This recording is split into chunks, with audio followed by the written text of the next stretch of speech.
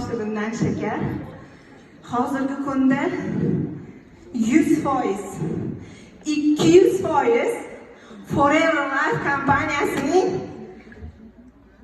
Rubin komanda lideri bo'lib, xudo xolasa oxirigacha prime bo'lgunimcha shu yerda meni oilam, meni ishim deb tan olganman. O'z asli kasbim pedagogman, o'qituvchiman. Katta sinflarga 9 va 11 sinflarga biologiya fanidan dars berganman. 15 yillik tajribaga ega pedagogman. Bu Forever Life kompaniyasi meni birinchi loyiham emas.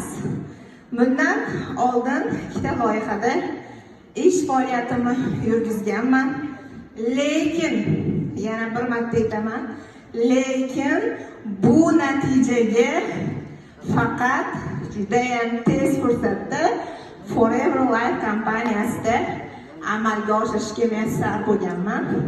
Chunki meni oldingi kompaniyamda 2,5 yilda qilgan natijamni bu loyihada 2 oyda amalga oshirishga sazovor bo'lganman.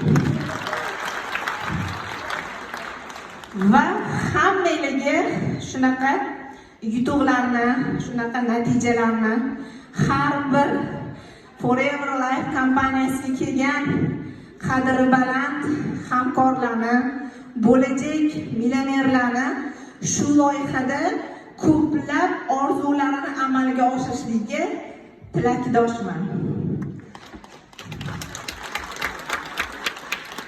Nima deb o'ylaysizlar? Bu loyihada nima uchun natija tez deb o'ylaysizlar? Nima uchun bu loyihada hamma daromadga chiqa olyapti?